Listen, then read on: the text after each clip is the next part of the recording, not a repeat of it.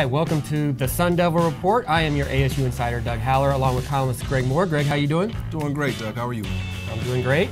ASU is coming off a Week 2 loss to San Diego State, 30-20 at Sun Devil Stadium. A lot of people upset over this one, Greg. Let's talk about 3 takeaways from this game. To me, the first one, and it's something that's not new, is that Arizona State cannot run the football. And Greg, I went back and looked over the last 10 games, dating back to last year where things weren't going really well for this program. ASU's only run for 100 yards in 3 of those games. It's just something that they cannot figure out. And when you can't run the ball, even if you have a strong arm quarterback, even if you have a talent like N'Keal Harry out on the perimeter, everything starts with that running game. And to me, it seems like ASU is struggling to do that. Teams are loading the box. And without that, then you're forced into a lot of low-risk plays on the perimeter or deep, and it's just not working for them. They have 2 really good running backs, Kalen Ballage, Demario Richard. Now, Kalen Ballage was limited in the second half with an undisclosed injury. Demario Richard, we haven't seen much of him all year. He's been out with a minor leg injury. We haven't been told the severity of that, but I mean, he's doing stuff in practice, so I assume he'll be back quick. But until ASU gets this figured out, I just think they're really limited offensively. What stood out from you in this game? I really liked how aggressive they were. I get that it's a problem that you can't run the ball, but not every team is going to be able to run between the tackles. That's a skill set unto itself. Sometimes you can open up the run with the pass. It sounds backwards, but it can work. Manny Wilkins went deep more often than not. I saw him throw deep balls to Humphrey, saw him throw deep balls to Harry, I saw him throw deep balls to Darby. Sometimes it worked, sometimes it didn't. I think, though, that the receivers are able to get open, and I also think that Manny Wilkins can put the ball on target. Now, there was one where Harry dropped one on the sideline, Humphrey dropped one deep that would have been a touchdown. That was good. Yeah, there were other opportunities where Manny didn't put the ball right where it needed to be, but when he hit Darby, I want to say that was early 4th quarter. It really created a new sense of life, a new sense of energy in the stadium, and I think that threat can really help open up the running games, provided they just complete a few more of those passes. Yeah, Manny Wilkins has 3 50-yard touchdown passes already this year. He had 0 last year. So, you know, the Humphrey one was big. That would have given them the lead. It really took a lot of momentum away from them. If you remember right after that, ASU had the ball on 4th and 7 right around midfield, went for it, didn't get it, and then San Diego State went down and scored, and it just seemed like the game kind of changed there, and ASU never was really able to get any momentum back. The third takeaway I had, Greg, you haven't been, this is your first year here, this is your first season covering ASU, but back when Todd Graham first started, special teams, train wreck. They just could not get that together. They won in spite of their special teams, and I remember after the Holiday Bowl in 2013, after they won the Pac-12 championship game, they get to the Holiday Bowl and give up a kickoff return for a touchdown, and in a post-game press conference, Todd Graham just said, that's it, we're going to make changes. They did. They brought in Sean Slocum from the NFL. Since then, ASU has had among the best special teams units in the Pac-12. It's been something they can rely on. On Saturday night, we saw that there might be some problems. Rashad Penny, who I thought was the best player on the field, returned a kickoff 99 yards for a touchdown. That came right after ASU scored to tie the game 7-7, a lot of energy, boom, takes that back, energy gone.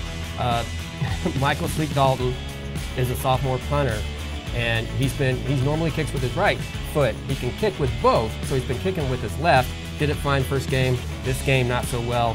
And the one that everyone remembers is that 12-yard punt there, way back right before the half. Gave 3 points right before the half, points that they didn't have to give up. I was down around the field when that happened. It's right up in the standing room section of the stadium. So Sleep Dalton's hurt, right? He's got a bad right leg. He's been kicking with his left leg, right? Arizona State gets the ball late in the first half. They've got a choice. They can take a knee or they can take a shot. And they decided to take a shot, and I love that approach, right?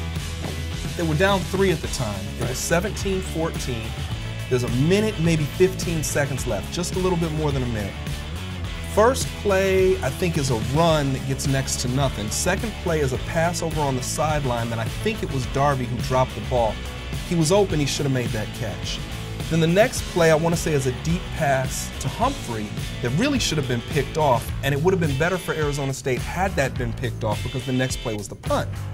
So you might say, okay, that's poor clock management. They really should have run the ball. They should have not let San Diego State have another opportunity with it. And I get that. But sometimes you've got to take a risk, and I'm okay with a calculated risk, and this felt like that, so I was okay there. When Sleep Dalton shanked that punt, though, Doug, the air went out of the place. It was, oh. And you just couldn't believe what you saw. Sleep Dalton put his head in his hands. It was one of those things that looks bad given the context. In the moment, it felt every bit as bad as it looked. And then so, of course, San Diego State gets the ball in scoring position and, of course, knocks home a field goal, and they go into halftime up 6 rather than up 3. And again, it's like one of those small things. It's a microcosm that shows the larger piece, right? It's if Arizona State can't win these small spots, it's tough to win the big spots, and this kind of is indicative of that problem. Those are our takeaways. Let's see what ASU coach Todd Graham and quarterback Manny Wilkins had to say. Very disappointing night. Wanted to do a lot better job of honoring Frank tonight with this game, so it was very disappointing. Got to give them credit. They did a good job. We did a very, very poor job. You just got to execute better. And that's the end of the story. Is you got to when the ball gets put in your hands, you got to make a play. When the ball gets put in my hands, I got to throw it and make the right decisions. And we just didn't do that tonight. So, but that team that we played, very good football team. All right, we've heard from Coach Todd Graham and the players. Now let's hear from the fans. Greg, fans are usually very even-keeled after a game like this. They see the big picture and not the no immediate reaction. Of course, I'm kidding. Wow, 2 weeks into the season, and we're already hearing a lot of it's time for Todd Graham to go. In some ways, that's predictable. But first, I want to share an email I got from the Estrada family in California, and they bring up a good point. And I actually touched on this after the game. They said that San Diego State has a coach in Rocky Long, has been there 6 years, has a staff that's been there almost just as long, all of them, some of which followed him from New Mexico. And the coaches who have not been there as long played at San Diego State. From top to bottom, their culture is in place. Mm-hmm. They are set. They know exactly what they're going to do on offense, that power running game. They know exactly what they're going to do on defense, that 3-3-5, force a lot of turnovers. Then you look at ASU. Yeah, Todd Graham's been there. Over the last 2 years, he's had 10 new assistants come in and out. 5 last year, 5 this year. Todd's done a good job of getting guys that run, that have similar offensive philosophies. Mm-hmm. But at some point, I think you have to wonder, does this stunt the development a little bit? So I don't think there's any coincidence that legendary coaches are in place a long time, right? Frank Kush was here for a long time. Nick Saban has been in Alabama for a long time. You name a program, you name a coach that's had long-term success, and they've been in place. I think continuity really just helps players help each other develop, because if a senior player knows exactly what he needs from a freshman, he can help that guy grow. But if the senior is trying to figure it out because he's got new coaches, new coordinators, whatever, it's really difficult for him to cultivate the next generation up behind him. And you can't blame Graham for all of it, right? Because some of these guys have left to take promotions. Sure. That happens. But again, when you watch San Diego State, they've got these big old hoss offensive linemen, they've got big athletic defensive linemen, and everyone seems to really know their role. It was really organized, and there was some quality to it that I think you only could have from continuity. So there's a lot of value there. Yes, 3 offensive coordinators in 3 years for Arizona State. Some position players have had a different position coach, or some players have had a different position coach every year. Not ideal. And then obviously, just about everybody. I think I had over 100 messages on Twitter after the game. 99.5% of them saying that Graham needs to go. And most people asking, will he make it through the season? Now, first of all, it's week 2. Right. You have to give a team, especially that has a young secondary, a quarterback that's still kind of trying to find himself, an offensive line that's still relatively inexperienced. You have to give them time to grow. I don't know what the future Todd Graham is, but I am fairly confident they're not going to make a change after week 2. And ASU does not want to be the school who fires the coach after a loss to a pretty good program. So pump the brakes a little bit on that one. But I will say, here's what fans are doing. They're looking, saying like, well, if we can't beat San Diego State at home, a Mountain West school, on our own field, in our own backyard, how in the world are we going to be able to navigate the Pac-12? And as everyone knows, It starts with Oregon, who looks pretty good, at Stanford, Washington, at Utah, USC. There are 2 college football playoff contenders that we know of in that mix.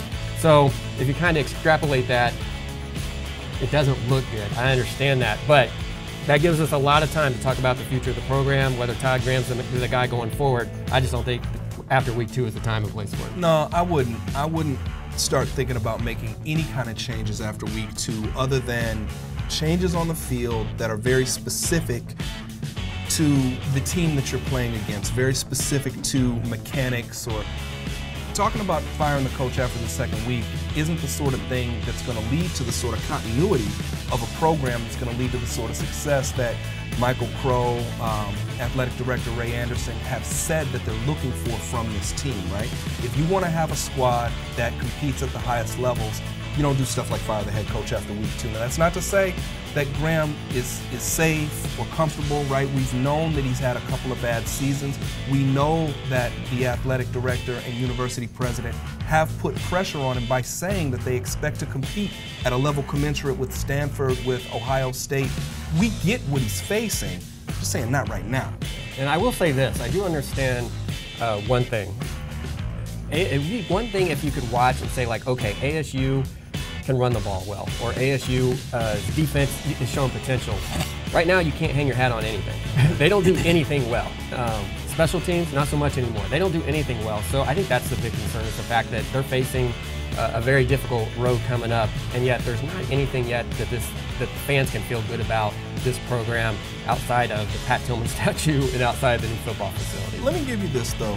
I think that intangibles sometimes can be very important, and I think the way that the players are approaching their business seems like a group of people who really want to fight. I didn't see anybody quitting on the field. There were moments where the game could have gotten out of hand. Let's go back to the first week, right? You go back to the first week against New Mexico State. That 2nd quarter was a disaster for the defense. They were on the field too much. They gave away too many points. And what did Arizona State do coming out of halftime? They scored. They took the lead. They took a commanding lead. They ended up winning that game, right? If you've got a team willing to fight, if you've got a team with a quarterback like Manny Wilkins, who took an opportunity during the news conference to say this season's not over, maybe you've got enough fight to win some games that you wouldn't expect to be able to win. We've got to watch and see right now. So there are intangibles in place that you can feel good about. Feel good about those right now and just watch and see. Let's move on to week 3. All right, on Saturday, Arizona State will take to the road for the first time, Texas Tech. The Red Raiders, we don't know a whole lot about them at this point right now, Greg. They had a pretty easy game in week 1 against Eastern Washington. They won that one easily. They were off last week, so they've had a lot of time to prepare for ASU. Now, everyone remembers the game last year. It was a shootout, and that's putting it mildly. Kalen Ballage, though. Kalen Ballage tied an NCAA record with 8 touchdowns. I think the big thing at this point, I don't know if ASU can win this game since it's their first road game, but I think the big thing is they have to show improvement somewhere.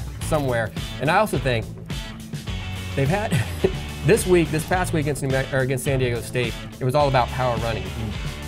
We still don't have a good feel about that secondary, that young secondary that features 2 corners that are in their first year competing at this level. They're going to be tested this week. Texas Tech's going to throw the ball. I think going into it, I mean, I hate saying must win, but they really need to win this to kind of position themselves. If they're going to have any chance of a possible bowl berth going forward, I think they need to really show some progress here. So with the corners, go back to week 1. I want to say there were 2 interceptions there. I want to say that the corners looked like guys who were rising to the challenge. Again, I know I'm talking about intangibles, and I know I'm not saying a whole lot as concrete as we'd like to be able to say, but at this point we can't say those things. I'm going to go out on a limb, Doug. I'm going to make this bold. This is a crazy prediction. Every now and then I say crazy things, right? I don't. I never say crazy things. Everything I say is pure genius. You picked the Raiders for the Super Bowl. The Lions. Or Lions, sorry. Yeah. Well, you picked the Raiders too. I did. The Lions over the Raiders. Kalen Ballage, not going to have 8 touchdowns. It's just not going to happen. We'll see. We need to see some improvement from ASU. For Greg Moore, I'm Doug Haller. This is our show for this week. Be sure to follow all of our content on azcentral.com. Thanks for watching the Sun Devil Report.